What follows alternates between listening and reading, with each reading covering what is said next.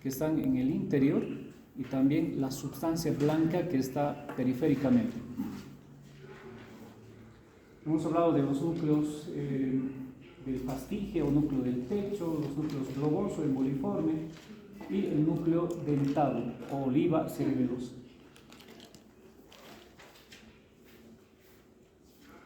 Habíamos indicado que cada uno de esos núcleos tiene relación y función con uno de los lóbulos del cerebelo.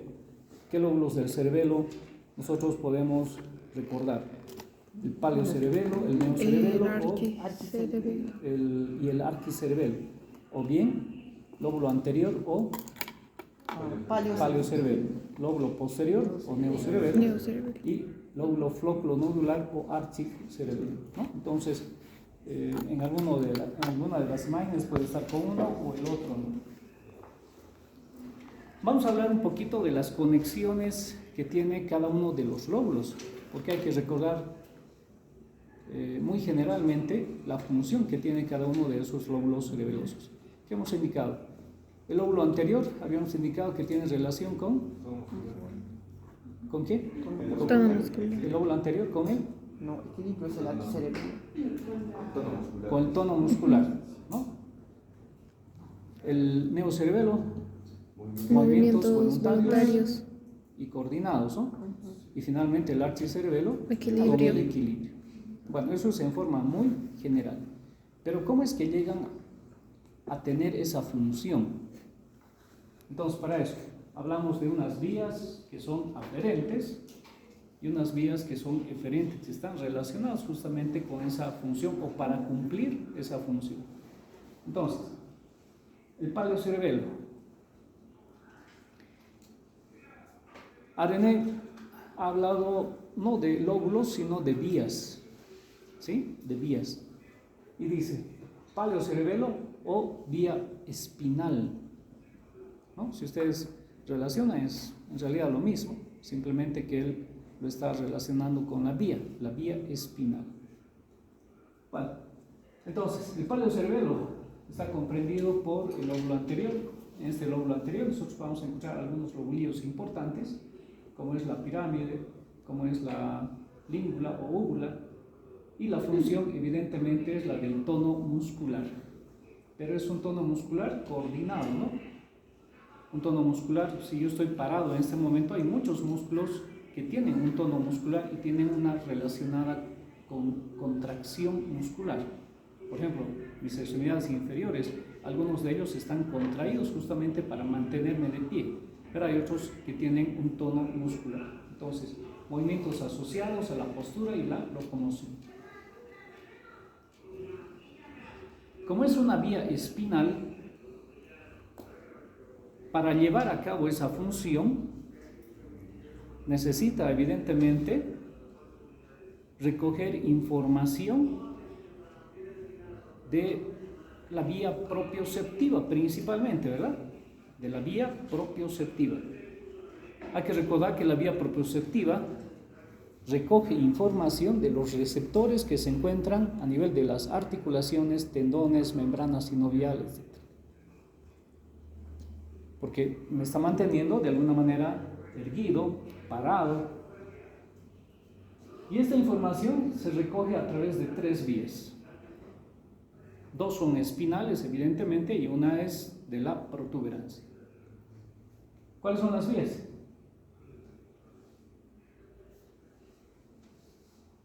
Espino cerebeloso anterior y espino cerebeloso posterior. Vale decir, estamos hablando de la vía propioceptiva. ¿Consciente o inconsciente?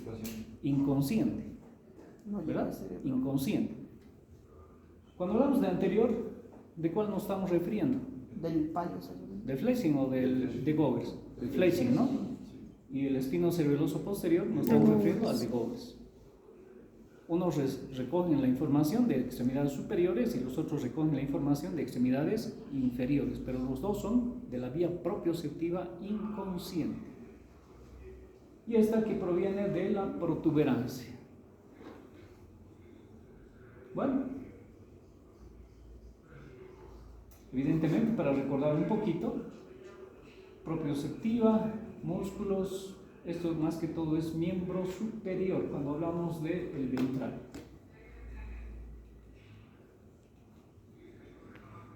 Cuando hablamos del dorsal, principalmente para la extremidad inferior. Recuerdan un poquito esas vías. Bueno, ellas son las que están llevando la información. Habíamos indicado que van a llevar la información a través de los pedúnculos cerebelosos superiores y a través de los pedúnculos cerebelosos inferiores. Hasta el cerebelo habíamos indicado, ¿no? Justamente hasta el lóbulo que estamos haciendo referencia, hasta el paleo cerebelo, hasta el lóbulo anterior. Bueno, y el fascículo que lleva la información de la protuberancia es denominado fascículo cúneo cerebeloso. ¿De dónde recoge la información este fascículo?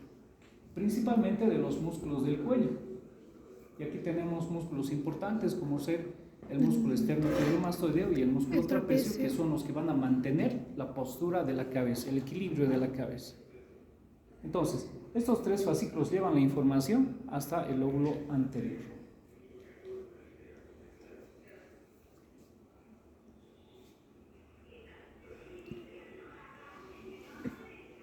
En resumen, esa es la vía aferente, ¿sí? Por donde está llevándose la información. Bueno, para mantener yo erguida la postura, mantenerme de pie, tengo que enviar una información. Entonces aquí se produce la vía eferente. ¿Y a través de dónde? ¿Quién es el que de alguna manera me dice me estoy cayendo, estoy inclinado, etcétera? Es el oído. Y aquí se produce otra vía, la vía vestibular cerebelosa. Pero esta vía que llega del vestíbulo para llegar hasta el cerebelo tiene que pasar necesariamente ¿por dónde? Por el suelo del cuarto ventrículo. ¿Y qué encontramos en el suelo del cuarto ventrículo? Núcleos vestibulares.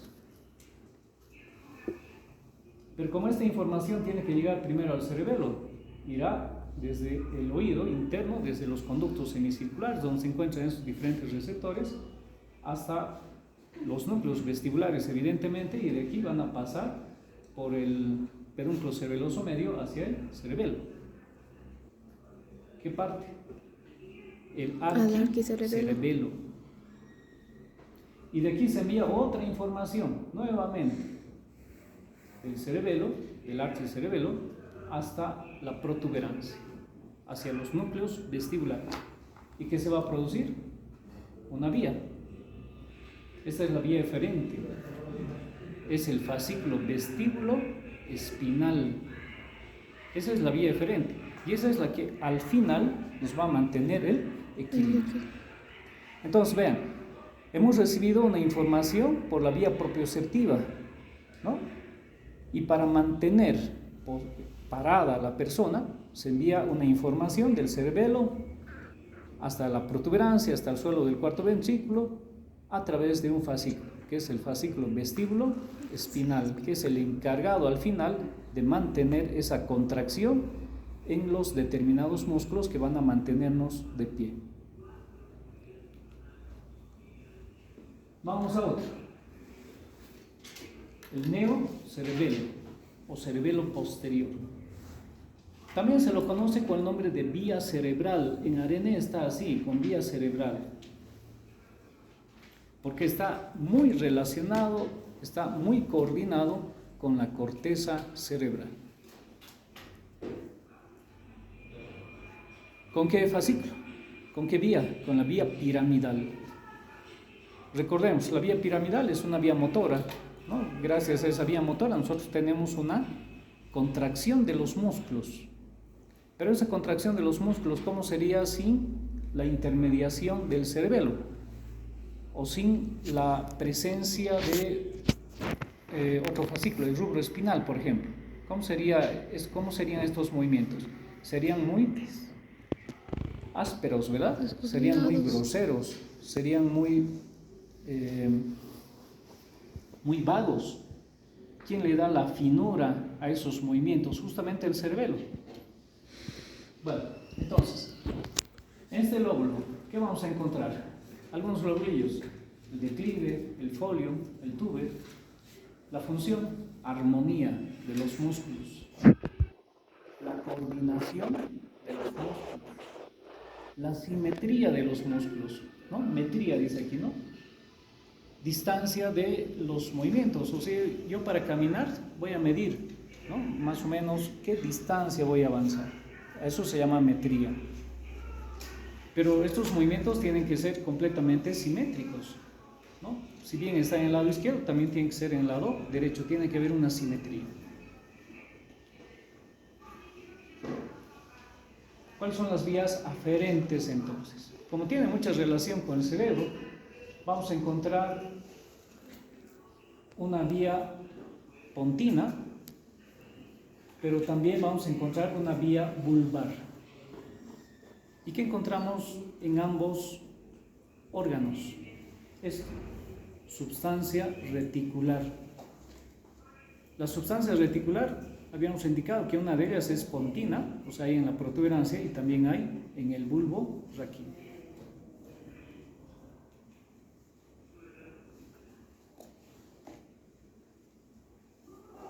Habíamos indicado que el cerebro se conecta directamente con el cerebelo, justamente a través de unos núcleos, los núcleos pontinos. ¿Se acuerdan cuando hemos hablado de la formación reticular, de las fibras reticulares?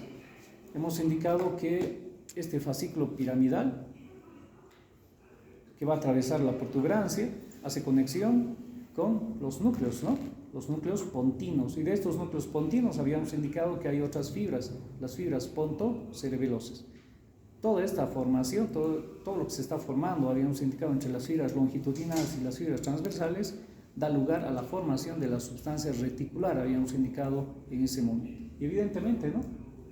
Está hablando nuevamente de los núcleos pontinos, está hablando nuevamente de la formación de los pedúnculos cerebelosos medios, ¿sí? Pero no es más que eso, de las fibras pontocerebelosas.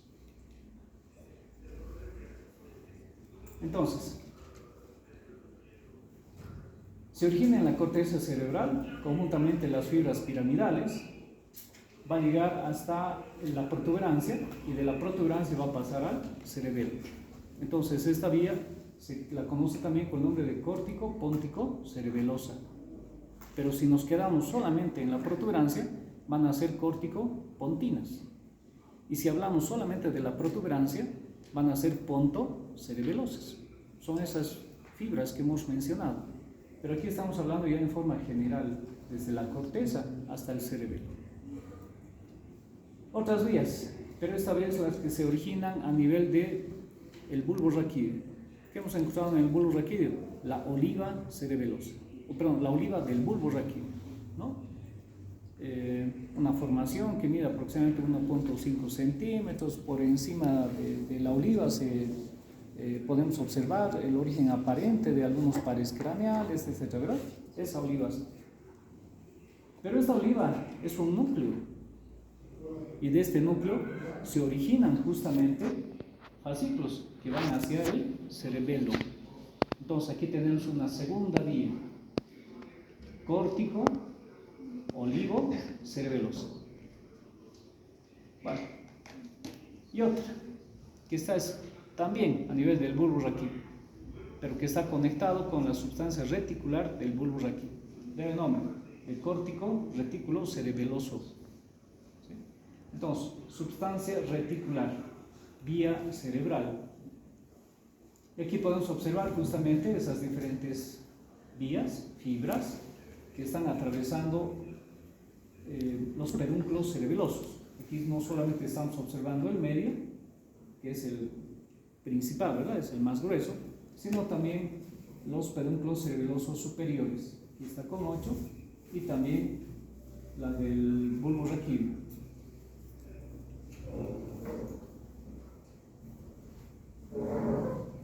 Bueno, esta es una vía entonces solamente cerebral.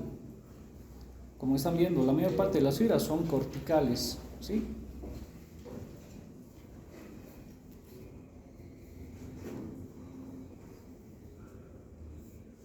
Lóbulos del cerebelo.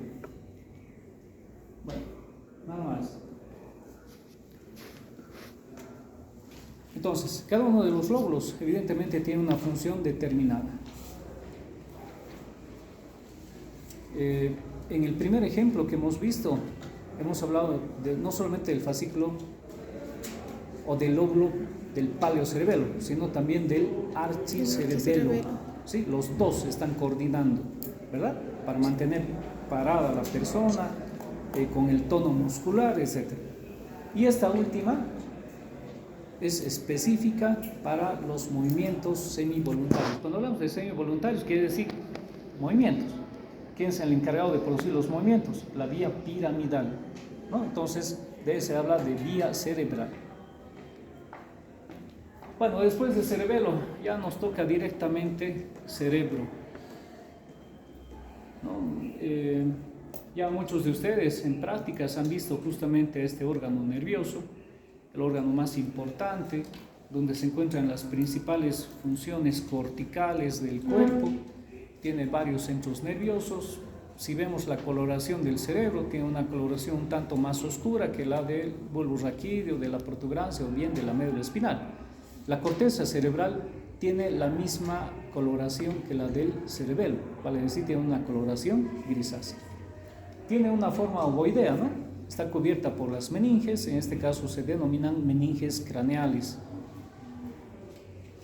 Tiene cisuras bastante profundas, tiene cisuras un poco más superficiales y tiene otras mucho más superficiales. A todos estos surcos se los conoce con el nombre de surcos de primer orden, segundo orden, tercer orden. Las de primer orden son las más profundas. ¿Cuánto mide el cerebro? ¿Cuánto pesa el cerebro? Si nosotros medimos el cerebro de delante hacia atrás, mide aproximadamente unos 16 centímetros. Si nosotros medimos el ancho, 14 centímetros, y si medimos el alto, aproximadamente 12 centímetros. Ahí tenemos los diferentes diámetros. El peso aproximado del cerebro es de 1180 gramos, varía un poquito más, un poquito menos en los diferentes libros, incluso hay diferencias del sexo masculino con el sexo femenino. Dentro de los surcos de primer orden, a estos se los conoce con nombre de cisuras, ¿no? Y tenemos una primera cisura que está dividiendo el cerebro en dos hemisferios. Esto se llama cisura interhemisférica, que va a dividir al cerebro en dos mitades, un hemisferio cerebral derecho y un hemisferio cerebral izquierdo. Pero también hay otras cisuras que se encuentran ya en cada uno de los hemisferios cerebrales. Uno de ellos corresponde a la cisura de Rolando, que también se la conoce con nombre de cisura central. Y tenemos otra cisura, que es la cisura de Silvio, que también se la conoce con nombre de cisura lateral. Entonces, estas cisuras son profundas, pero no es tan profunda como la cisura interhemisférica, ¿no? De todas maneras, para dividir topográficamente el cerebro, vamos a encontrar una cisura imaginaria, que es la cisura perpendicular externa, o también se llama cisura simiana, porque está presente justamente en los simios. Si nosotros seguimos seccionando esa cisura interhemisférica, vamos a obtener un hemisferio completamente separado, de forma triangular, donde vamos a poder observar bordes y caras. ¿Qué caras vamos a encontrar en un hemisferio cerebral? Vamos a encontrar lo que estamos observando nosotros en este momento, la cara externa, donde se observa la mayor parte de las cisuras, aunque también vamos a ver la otra cara que está por dentro, la cara interna, y también vamos a ver cisuras en la cara inferior. Así como hay tres caras, entonces hay también tres bordes. El borde superior, este es el borde externo, y no estamos observando el borde interno. Bueno, esta es la cara interna del cerebro, ya seccionada completamente, habiendo prolongado esa cisura interhemisférica, porque esa cisura interhemisférica llega hasta aquí, ¿no? Entonces nosotros hemos prolongado justamente esa cisura, ese corte, para dividir completamente el hemisferio cerebral. Y esto es lo que observamos justamente en la cara interna del cerebro. En la cara interna del cerebro, aquí en esta imagen, nosotros vamos a observar no solamente el cerebro, sino también las formaciones que están entre cada hemisferio cerebral. A eso se llaman formaciones interhemisféricas. Dentro de esas formaciones interhemisféricas, vamos a observar el cuerpo calloso, vamos a observar una membranita que aquí la estamos viendo libre, es la membrana del septum pellucidum. Vamos a observar cavidades que hay en el interior del cerebro, en este caso el ventrículo lateral, y algunas formaciones que forman parte del diencéfalo. Aquí estamos observando, por ejemplo, el tálamo óptico, y luego esto ya corresponde a lo que ya conocemos con el nombre de tronco encefálico. Este corte sagital que se ha realizado, también podemos observar el cerebelo, el cuarto ventrículo, una imagen que ya la habíamos visto anteriormente. Bueno, este es el borde entonces superior y este es el borde inferior o interno, ¿sí? Inferior o interno. Y el otro borde que hemos visto en la cara externa, el borde externo, ¿no? Entonces estamos observando las dos caras hasta el momento de cada hemisferio cerebral, la cara externa y la cara interna. ¿Qué nos falta por ver? La cara inferior. Bueno, y aquí estamos viendo la cara inferior de cada hemisferio cerebral. Como en la anterior imagen, no solamente vamos a ver el cerebro como tal, sino también algunas formaciones que se encuentran entre un hemisferio y el otro hemisferio. A esto se llaman formaciones interhemisféricas. Entonces, también en la cara inferior estamos observando formaciones interhemisféricas. Aquí podemos observar los bordes, ¿no? Este es el borde externo, entonces, interrumpido justamente por la presencia de esa cisura que hemos visto en la cara externa, la cisura de Sylvius, que también la podemos observar en la cara inferior. Y también estamos observando el borde interno, el borde inferior o borde interno del cerebro. Bien. Vayamos viendo ahora los surcos que observamos en cada una de las caras. Vamos a quedar aquí. ¿Sí?